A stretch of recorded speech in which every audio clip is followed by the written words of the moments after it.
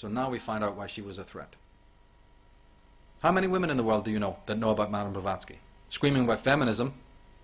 How many people know of this genius?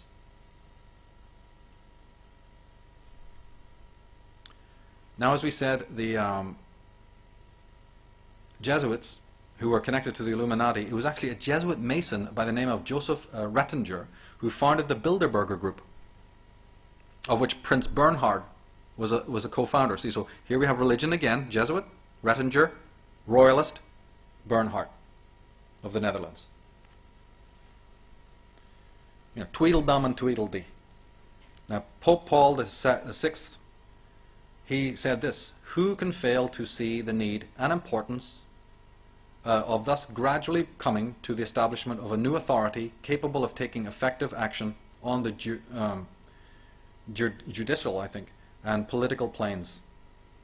Delegates to international organizations, public officials, gentlemen of the press, teachers and educators, all of you must realize that you have your part to play in the construction of a new world order.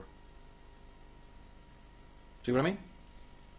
Ancient tyranny, modern tyranny. Ancient psychopathy, the modern version today. He's not talking there about anything to do with spirituality, is he? By any chance? The symbolism alone will tell you. Look at the staffs, look at the crow's ears, look at the regalia, and you'll see this ubiquitous symbol of the serpent, or its analog symbolism.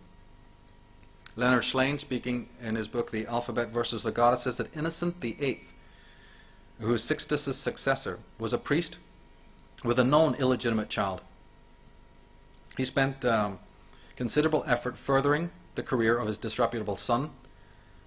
The lewd youth roamed the streets of Rome at night with a clutch of thugs, gang-raping women, including nuns.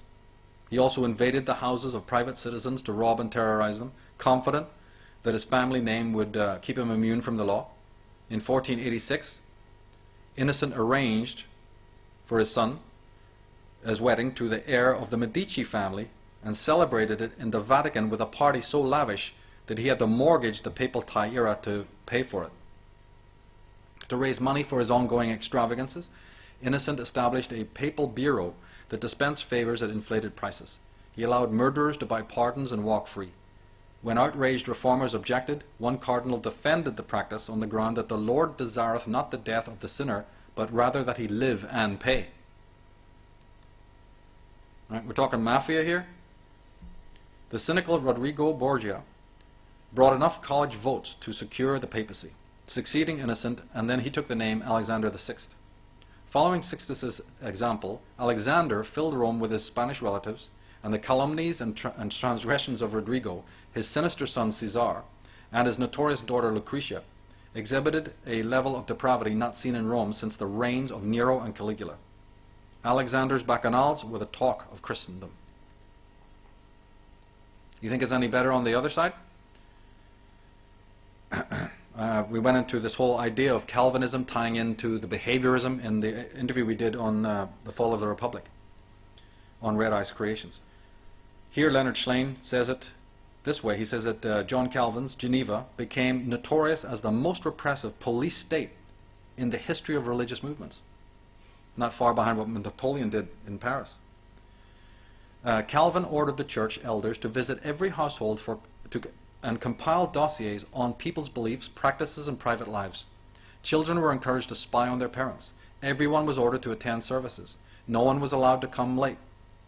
Those who were tardy more than 3 times faced banishment or death.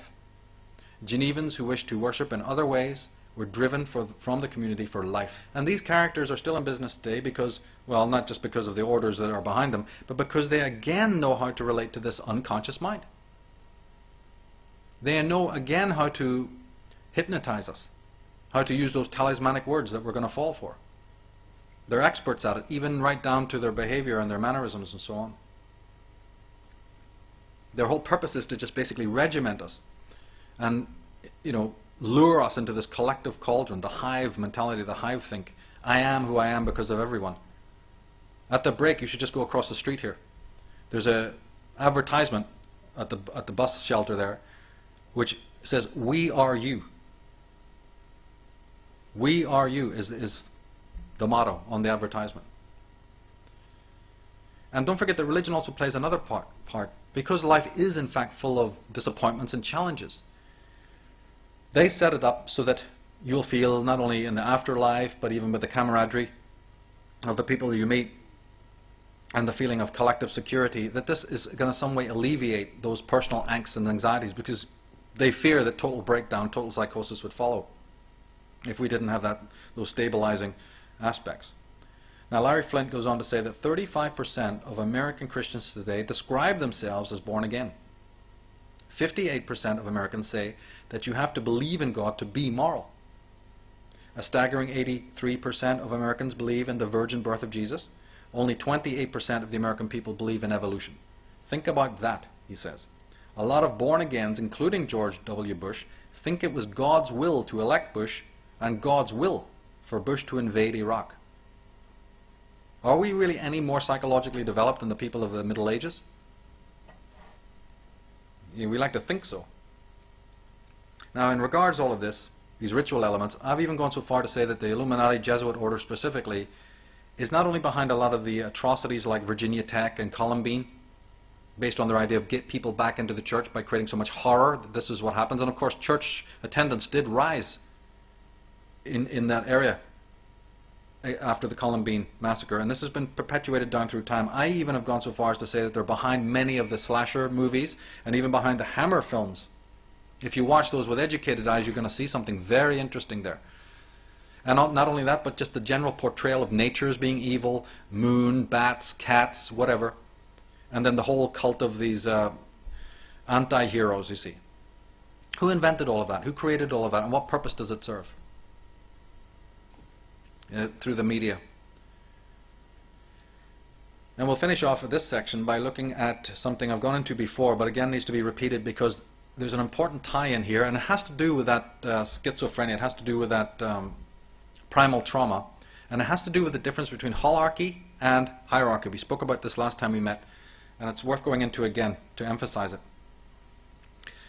As we said, all Masonic orgs work with this idea, right? Their symbolism shows you this. Their fraternity systems within the colleges and schools show you this. Their degree ceremonies within their own lodges show you this. The architecture, as we'll see in a minute, shows you this. And that is the perfect filtration, percolation system used by these lodges to make sure that good men don't get to steer the ship of state.